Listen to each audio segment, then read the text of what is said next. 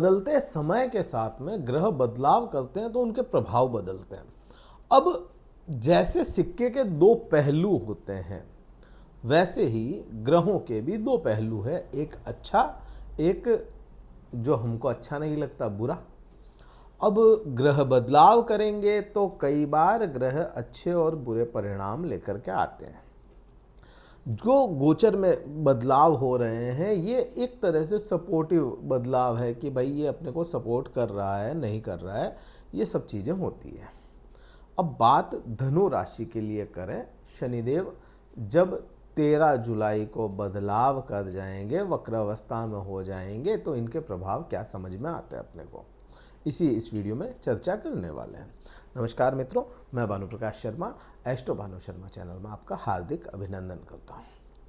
शनिदेव परिवर्तन किए, शनिदेव की ढैया शुरू हुई, चतुर्थ ढैया शुरू हुई आपको, और 2.5 साल तक आपके चतुर्थ भाव में धनु राशि वाले जातकों के रहेंगे। शनिदेव आपके लिए क्या है वो पहले अगर समझ जाए इंसान तो उसके प्रभाव भी अपने को अच्छे से समझ में आ जाएंगे। शनिदेव आपके लिए दूसरे और तीसरे भाव के स्वामी हो जाते हैं, मतलब कामनाओं के स्वामी हैं। ताकत चाहता तीसरे भाव से है इंसान, दूसरे भाव से धन, कुटुंब या अपनी वाणी को समझता है। कहें तो जरूरी दोनों ही चीज़ें हैं। समग्रह हो जाते हैं शनिदेव, ना अच्छे हैं ना बुरे हैं। प्रभाव उनके जैसे बैठे हैं, जैसे नक्षत्र में जाएंगे, जैसे उनकी अवस्थाएं होंगी, जैसे उनकी दृष्टियां होंगी, वैसे ही आएंगे। या इन पे किसी ग्रह का प्रभाव आया, वैसे ही इनके प्रभाव आएंगे। अब वक्र अवस्था को जब समझे इंसान कोई भी, तो वक्र अवस्था क्या है?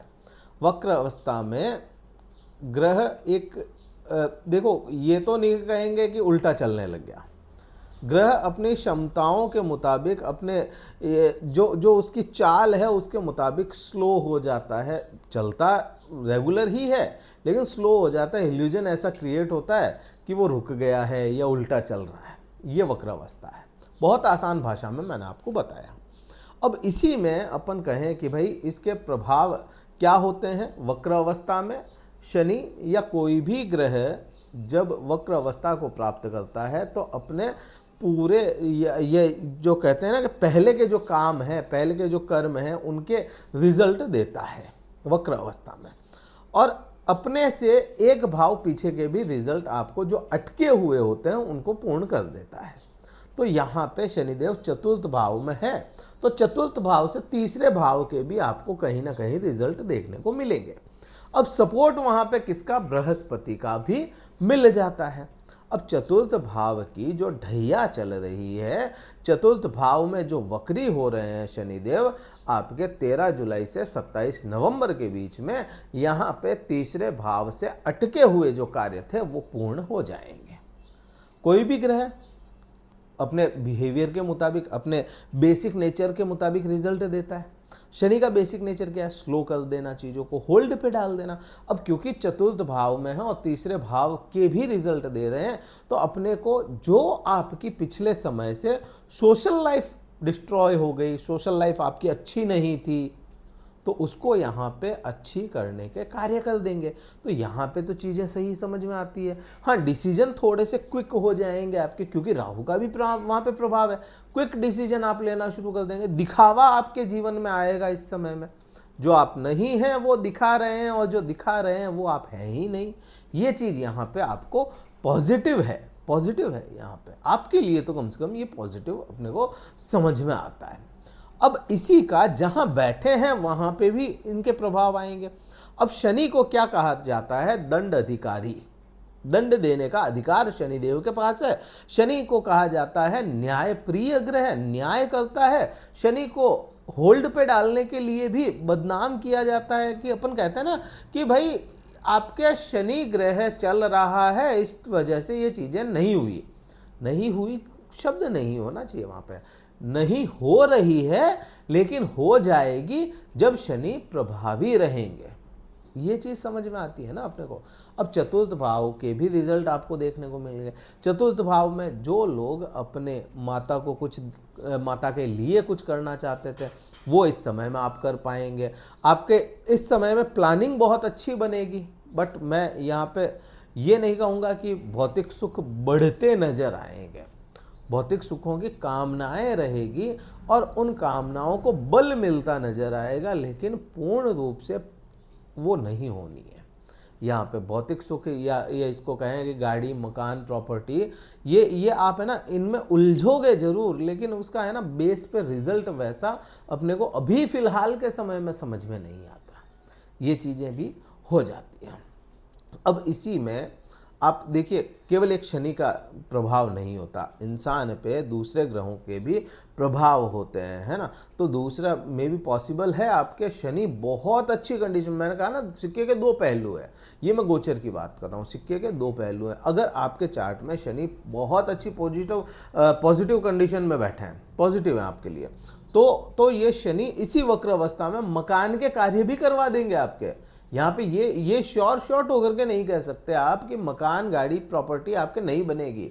अगर पॉजिटिव कंडीशन में है, बहुत अच्छी कंडीशन में आपके चार्ट में भी विराजमान है शनिदेव, तो आपके लिए यहाँ पे रिजल्ट अच्छे दे देंगे। इसी वक्र अवस्था में मकान ले सकते हो, गाड़ी ले सकते हो, प्रॉपर्टी ले सकते हो, माता के सुखों में वृद्धि आपको देखने को मिल जाए। ये चीज़ें अपने को समझ में आती हैं। अब जहाँ आप मैं फिर से अगेन तीसरे भाव की बात करूँ, जहाँ आप की सोशल लाइफ खराब हुई, जहां आपकी सोसाइटी में आप बहुत ज़्यादा घुल मिल नहीं पाए, उसका यहाँ पे प्रभाव बनेगा, इस वक्र अवस्था में अच्छा हो जाएगा। फिर पुराने मित्र वो मिलने के योग बनते हैं, आप पुराने मित्रों से वापस से कनेक्ट हो जाए, ये प्रभाव भी यहाँ पे शनि का बनता है। अब यहाँ तक तो अपने को इन दो भावों का समझ में आता है। अब शनि को क्या कहते हैं कि परिश्रम करवाता है। पराक्रम में राहु है, परिश्रम शनि करवाता है। आप मेहनत मांगता है शनि, बिहेवियर आपका सही मांगता है।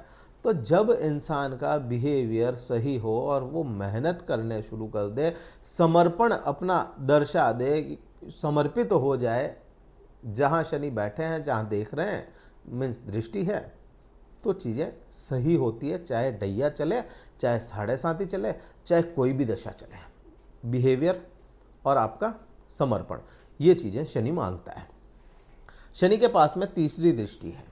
अब ये जो श्रम है, समर्पण कह लो, श्रम कह लो, मेहनत कह लो, ये कहाँ पे मांग रहा है? चतुर्थ भाव में।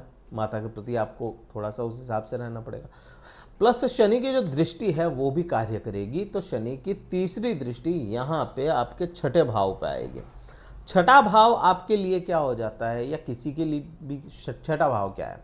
षष्ठम भाव को रोग का, ऋण का, शत्रुओं का कारक माना जाता है। यहाँ से आपके जीवन में होने वाली दुर्घटनाएं भी देखी जा सकती है। घटनाएं, दुर्घटनाएं कह लो, अचानक से होने वाले इवेंट का इफेक्ट यहाँ से देखा जा सकता है। अचानक से होने वाले इवेंट कहाँ पे है? वो 12वें भाव में, लेकिन छठे भाव के इफेक्ट हैं। अचानक से कोई इवेंट हो गया, उसका इफेक्ट कब तक है, कितना है, वो चीज़ें तो यहीं पे छठे भाव में ही छुपी है। अब इसी भाव को श्रम, मेहनत, जॉब, सेवा, इसी से जोड़े जाता है। अब शनि की जब यहाँ पे दृष्टि है, तो अपने को क्या समझ में आता है कि समर्पण चाहता है सेवा के प्रति, समर्पण चाहता है जॉब के प्रति, आपकी जो नौकरी है, जॉब है, उसके प्रति।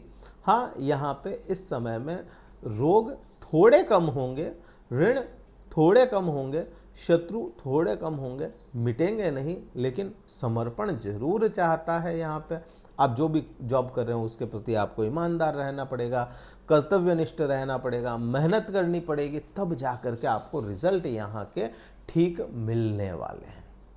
अब यहीं से मैं बात करूँ 7वीं दृष्टि की। अब 7वीं दृष्टि जो है शनि देव की आपके चली जाती है कर्म क्षेत्र पे। कर्म का स्वामी कौन?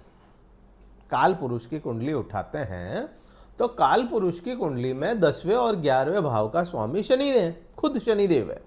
ठीक है। अब शनि ग्रह की जब 10वें भाव पे दृष्टि जाएगी तो कर्म के लिए दौड़ाएगा ये, मेहनत मांगेगा ये, और मेहनत से थक जाओगे तब कहेंगे कि भाई मेरे तो शनि की ढैया चल रही है, इस वजह से मैं परेशान हूँ। ये चीज़ समझ में आती है। तो कर्म के लिए ये दौड़ाएगा, बार बार दौड़ाएगा और कर्म भी देता चला जाएगा।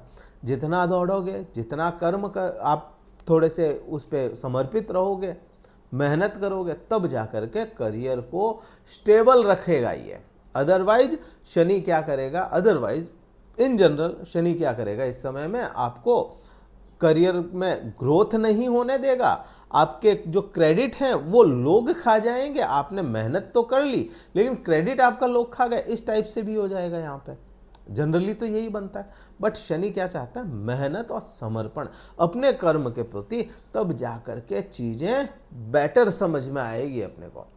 अब यहाँ से ही अपन कहें कि भाई यही वक्र अवस्था में शनि आप पे 10वीं दृष्टि में क्या प्रभाव लाएगा। 10वीं दृष्टि बहुत ज़्यादा इंपॉर्टेंट हो जाती है। ज़्यादा क्यों हो जाती है, क्योंकि यहाँ पे ना केवल शनि की 10वीं दृष्टि आपके और भी ग्रहों की जाती है इस भाव पे। भाव कौन सा है, 10वीं दृष्टि में आपका खुद का राशि या लग्न बन जाता है धनु। अब यहाँ पे ही केतु ग्रह की 5वीं दृष्टि आती है। केतु क्या है, डिटैचमेंट है, सेपरेशन है, एकाकीपन है, अलगाववाद है, सूक्ष्मता है। चीज़ों को बहुत छोटे तरीके से सोचने के काम भी केतु करता है। तो इसके जब प्रभाव आप पे होंगे तो कहीं ना कहीं आप अकेलापन महसूस करोगे, अकेला रहना आपको अच्छा लगने लग जाए, या यहाँ पे इसी केतु के प्रभाव के कारण आप थोड़े से विद्रोही किस्म के हो जाएं। ये चीज़ समझ में आती है। बट केतु से भी अधिक जो प्रभाव रहेंगे वह इस समय में आपके रहने वाले हैं बृहस्पति के। बृहस्पति क्योंकि खुद अपनी ही राशि के सामने बैठे हैं और अपनी ही राशि को देख रहे हैं ना अपनी दृष्टि से, तो यहाँ पे बृहस्पति के प्रभाव थोड़े से अग्रेसिव रहेंगे। बृहस्पति के प्रभाव क्या होंगे, आपको थोड़ा सा हेल्थ कॉन्शियस बनाएगा ये, अग्रेसिव होकर के थोड़ा सा। और हेल्थ कॉन्शियस होना भी चाहिए क्योंकि अपनी हेल्थ का ध्यान रखना शनि भी कहता है, तो हेल्थ कॉन्शियस बनाएगा। यहाँ पे बृहस्पति यहाँ पे ज्ञान देगा। आप अपने नॉलेज के बूते पे रह करके कोई कार्य करना चाहेंगे और होना भी चाहिए क्योंकि बृहस्पति का काम है वो। यहाँ पे ये चीज़ें तो समझ में आती है। बट यहीं पे शनि देव आपको, यहाँ पे शनि जितनी मेहनत करवाता है उसका दुष्परिणाम आलस भी देता है वो। तो शनि देव आपको आलस्य दे सकते हैं, चीज़ों को टालने की आप में प्रवृत्ति आ सकती है, तो उसको छोड़ना पड़ेगा। तब जाकर के आपको पूरे ही इस वक्र अवस्था में बहुत शानदार रिजल्ट देखने को मिलेंगे। अब यहाँ पे एक थोड़ी सी बात मैं बृहस्पति की करूँगा।